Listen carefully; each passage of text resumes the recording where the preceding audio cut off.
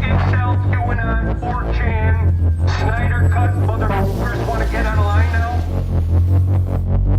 Anybody? So, for those of you that do not remember who Beau DeMayo is, Beau DeMayo was the executive producer and lead writer on X-Men 97 for season 1, and I believe wrote a good chunk of season 2. To how much that's remained, the same, or how much they've rewritten or added or whatever since then, it's unclear at this point. That was fired just before the first episode of the show dropped last year, and there was not revealed why he was fired. But during the airing of the show, he was generally pretty cool with releasing, talking about stuff on Twitter about like the creation of the show and what, the decisions that went into it and everything. In hindsight, all from the perspective of him and never about the other creators that worked on the show or anything like that. Then after, I don't know if it was right after, but sometime after the show ended, it came out that, and there were rumors of this before, but then it came out that he had been sharing, not quite pornographic, but definitely sexually suggestive and partially nude images and drawings, artwork and stuff, and messages with various people that worked on the show while they were working on the show, just generally being a sex pest. And that's the reason that he was fired. Now, keep in mind that like Marvel didn't announce this until he started saying that, just out of the blue, basically saying that Marvel treated him badly because he's gay and because he's black. And that was just kind of weird that like he waited until the show was over and then like, just kind of out of nowhere said that.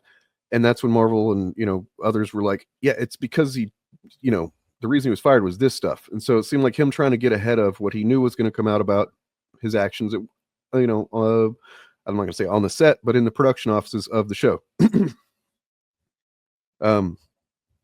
Pretty gross behavior, to be honest. And it was pretty, it kind of sucked because like I think that everybody that watched that show that isn't a piece of shit grifter generally thought it was great. And that, before all that stuff came out, it was really easy to be in his corner. It was really easy to, good night, Lucifer. It was really easy to be in his corner and really easy to be like, man, this guy fucking created something special here. And he did, but I'll admit to my part of being, applying auteur theory to him way too much. Because at the end of the day, he took stories that already existed in the comic books, created by amazing creators like Chris Claremont, Jim Lee, and then everybody that a lot of stories have come since then. Grant Morrison, there's so many different stories from different eras mixed up in there that, by amazing creators that wrote the comic books, for fuck's sake. They're the ones that literally drew the inspiration from these X-Men comics out of nowhere, out of the ether, out of the fucking creative, psychosphere, right? And what he did was just kind of did like a mix and match. Krakoa as well, yeah. And what he did was kind of, admittedly very good mix and match. Admittedly took some very disparate elements and made them fit together in a way that was seamless.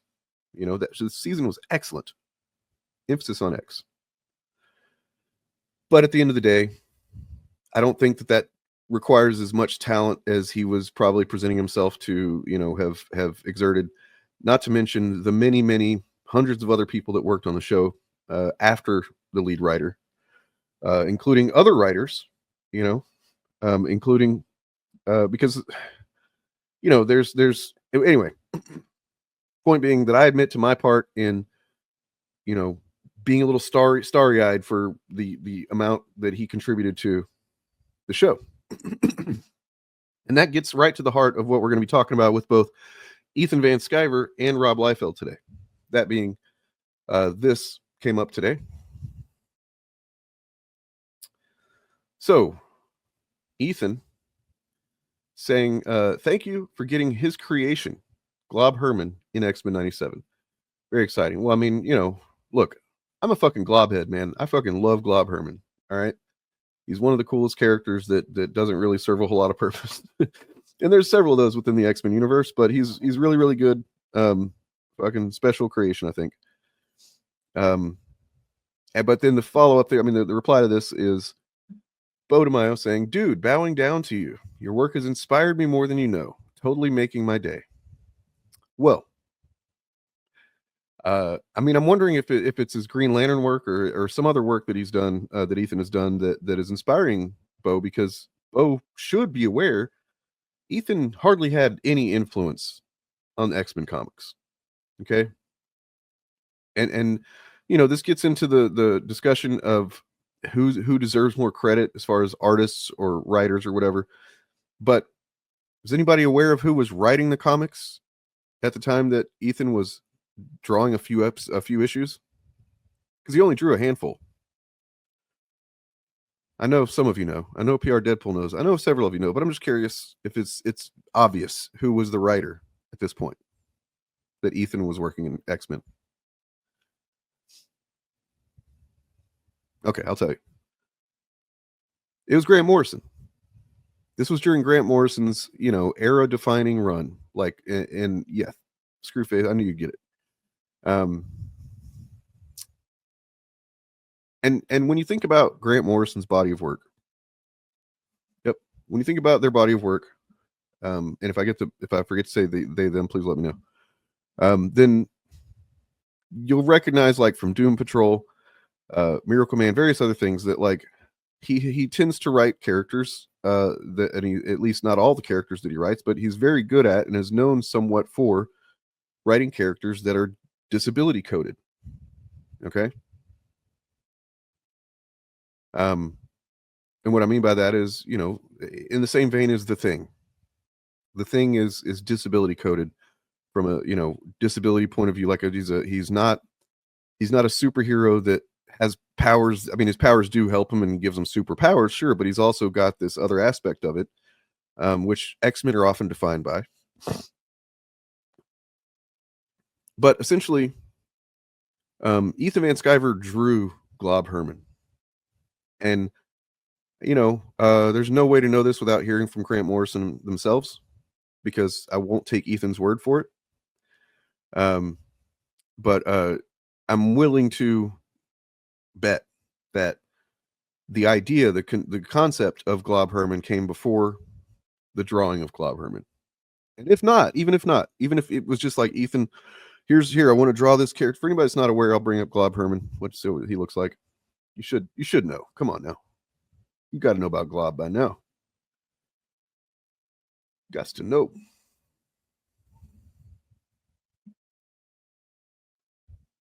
There's Glob. All right. It's pretty unique design. Would fit right in with Doom Patrol. Don't you think?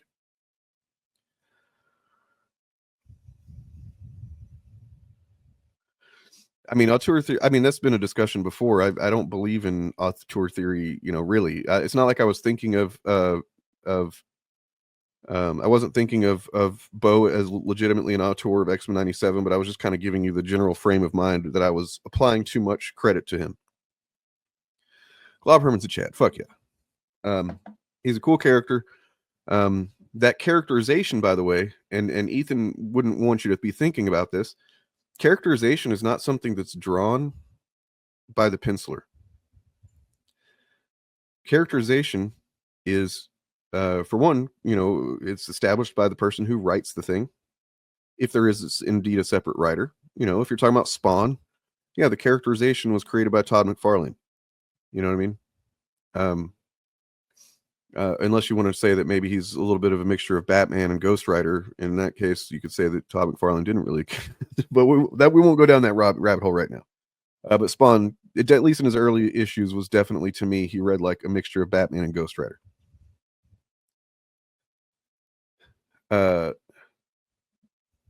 But yeah, so for Ethan to claim that it's his creation, that's dubious, man. That's dubious. And considering as well that, like, Glob didn't have, and we can even look at the issues if you want to, Glob didn't even have a whole lot of characterization in those early appearances under Grant Morrison's run. A lot of his characterization came post the era that Ethan was even managing to make deadlines for the few issues that he managed. Which, from what I understand, he was missing a lot of them, missing deadlines, and yeah, that's why they had to bring in, what's his name? Igor, that guy. I don't know, man. People have gotten mad at me for saying this, but he's like the tertiary penciler. You know, it was like Frank Quietly, then Ethan Van Sciver, and then this third guy that Igor or something or another that was really not good, man. In that run of New X-Men.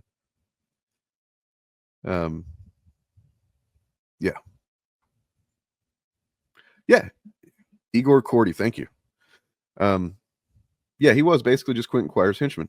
It's true. Didn't have a lot going on. He was not presented as like the soft-hearted, compassionate, introspective guy that he would be characterized as later on. Igor Cordy, thank you. And do you agree with me that his art it's really bad, in my opinion? Like the hardest thing about reading Grant Morrison's run is the inconsistent art. That's just my take. But Igor's is honestly worse than Ethan's. Ethan's wasn't even terrible. It's except for where he was trying to. You guys wasn't it cool how Ethan put sex in hidden messages? He wrote the word sex in the leaves. Wasn't that cool? It's not cool. I actually have a clip or two of Ethan talking about Grant Morrison and what Grant Morrison thought about him. I don't know if it's really related to this, but it kind of is. And I want to, I haven't seen these around much, and I've only played them like once. So. Turns out that they kind of took me out to lunch and then kind of conned me into reading private emails from Grant Morrison in which he expressed fury at the idea of forcibly being assigned a fill-in artist that he did not like. Apparently I was the third in line. There were two other fill-in artists that were being considered before me. He rejected both of them. To this day, I don't understand why Marvel did that. I don't know why they kept hitting him with fill-in artists when his contract clearly stated that he was entitled to choose his own artists to work with. I don't know why they did it. I can understand why they did it once. I don't know why they did it twice, and I certainly don't know why they did it 3 times. And again, I didn't ask for this job. I asked for a job. I didn't ask for this job. So,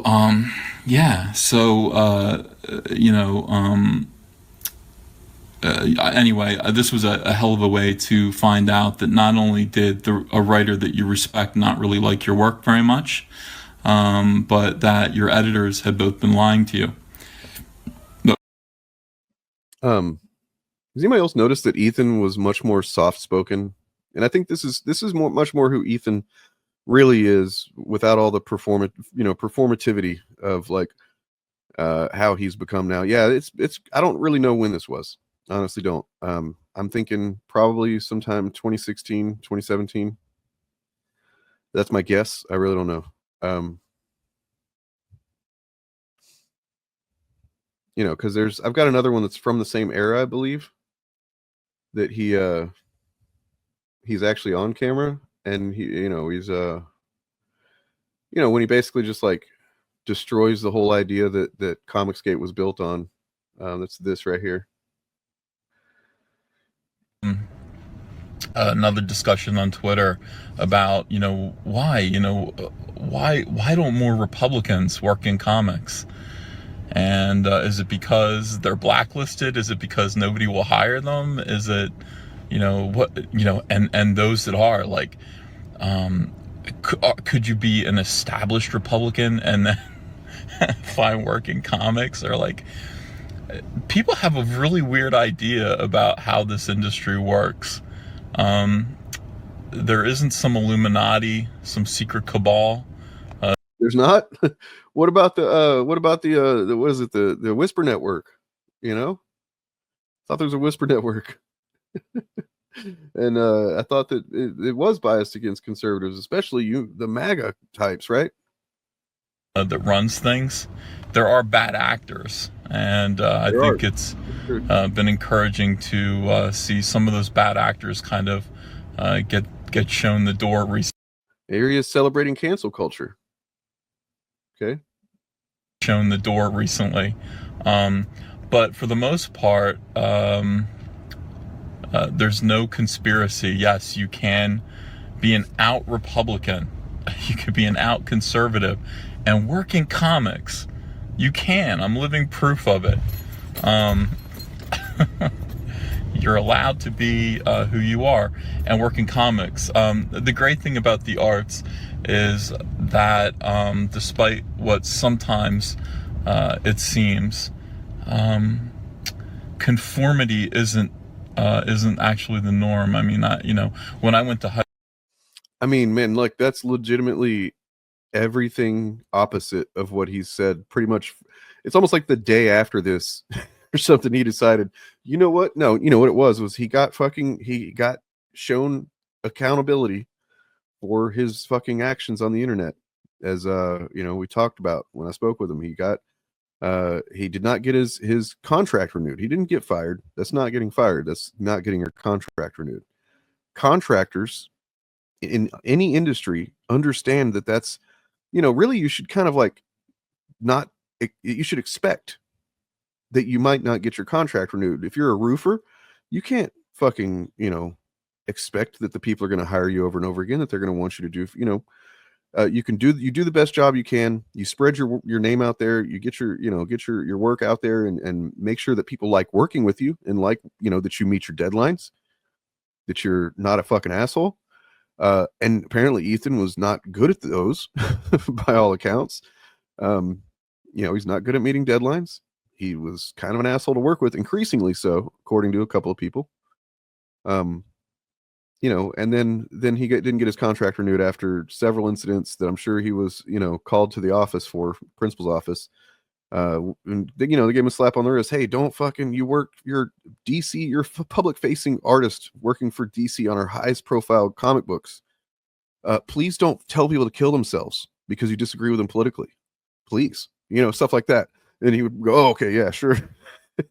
He'd apologize, and then he'd turn around and do the same shit or some worse version of it, and then expected his contract to get renewed. Are you kidding me? How entitled is that, man?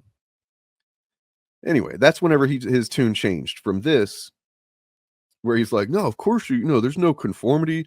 You be yourself, man. Conservatives, Republicans, it's all cool, and comic industry is great. And then suddenly it's like they're all fucking SJW Marxists, and they're fucking they're trying to cancel us so we fucking kill ourselves or whatever. Yeah, it's fucking crazy. Here's the second part of that when he was talking, or maybe it's a different time he was talking about Morrison. I'm not sure the context here. Would have been just fine. But no, they chose to do it that way, which was really strange, and I still don't understand it.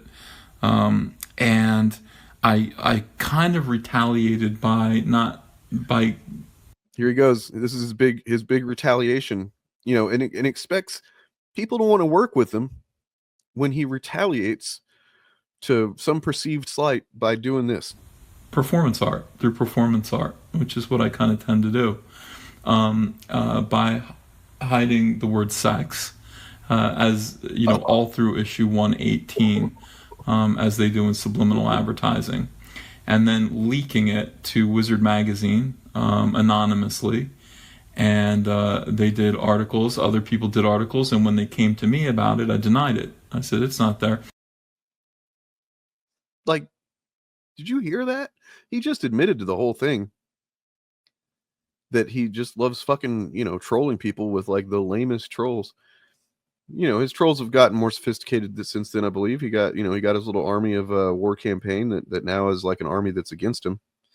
Yeah, man, I'm not a big fan of Frank Quitely's work. Hold on, let me preface this. When it comes to established superhero stuff that I like, I'm not a fan of his work. When it comes to stuff like We 3, it's fucking magnificent. Stuff that like is original, kind of non-IP shit or non-established IP. I really do appreciate his art style, but like I just don't love, a lot of this. Yep, self-snitched. Yeah, exactly. That's exactly how I see it. I will say that I marginally like his Batman stuff better than his X-Men stuff. We 3 is amazing. That's true. All right. So let's get back to the point here. Point being, Ethan is credited as co-creator of Glob Herman. He's credited second after Grant Morrison. There's a reason for that. Now, why is Ethan so intense? He's done this before. He's done it with Dusk. He's done it with, I think, a couple other characters from the X-Men that came out at that time. Let's check something real quick. I want to see how many issues. Does anybody know offhand how many issues he worked on? Because it wasn't a whole lot. It was not the bulk of the series or anything, but he did manage to be working on some of the issues where there were new characters introduced. 11 issues. Okay. I've got this amazing clip from the first time that I had Blurred Without Fear on the channel. Oh man, I kind of wonder if it's worth it to find it just because it's so fucking hilarious how he phrased this shit.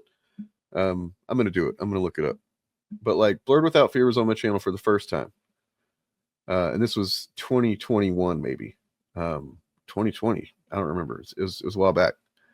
We were talking about Ethan Van Sciver, and he was talking about how he got into an argument with him on Twitter or whatever, and he was talking about how Ethan had brought up that he created Dusk. And now this isn't funny on Ethan's behalf or anything. It's just funny how Blurred said this shit. Let me see if I can find it real quick through the. It was that, and then there was also the thing with Ethan Van Sciver, which I thought was really funny because he literally spent 3 or 4 hours trying to convince me that he wasn't racist. Yeah. And it was just like... Did you go on his show or what? No. Oh, okay. What happened was, and see, once again, this shit always happens when people tag me and shit. So someone posted a picture. It was a picture of like, you know, the picture that's always making the rounds of Kitty Pryde back in the day, where she's calling Professor X a jerk. Yeah. And like, but instead of saying Professor X is a jerk, it says Comicsgate is racist. Yeah. Yeah. Comicsgate is a hate group. And someone tagged me in it, and I was like, I detect no lies. That was about roughly my response. And then, dude, out of nowhere, Ethan Van Sciver's just blowing my Twitter up. I'm not a racist. I created so-and-so and so-and-so. Blah, blah, blah, yakety schmackety. I made this character. I created that character. How could I possibly be racist? Here we go. Okay. It's all worth it for this. I promise. And then his fans come in. They're flooding me. Whoa, well, I'm sure you don't know what you're talking about. You're not a real comic book guy, because if you were a real comic book guy, you'd know this guy made Cyberfrog. And Cyberfrog isn't racist at all. Right. And it's like whatever, dude. It basically got to the point where like he was like, well, I'm pretty sure that if you find the time to actually read a comic, that you'll learn there's probably at least 10 characters that I've created that you're in love with. And I was actually like, you know what? I said, I actually can pick up just about, I'm actually looking at your body of work, everything you've created. Most of the characters you've created, I think, are uninteresting. Yeah. And even the ones that I like, you're not the reason why I like them. I was like, yeah, because it was one of those things. That was what he tried to do. He tried to pull dust out of his ass, which sounds crazy now that I've said that out loud. But that's it right there. Legitimately fucking funny, man. You're not the reason why I like them. I was like, yeah, because it was one of those things. That was what he tried to do. He tried to pull dust out of his ass, which sounds crazy now that I've said that out loud. He tried to pull dust out of his ass. If Ethan did create the character of Dust, I mean, he is credited as creating Dust. But I mean, it could easily be said that that's created as like visually to be a, like, look at how the, I don't know, more dust out of the ass than a flatulent mummy. Yeah.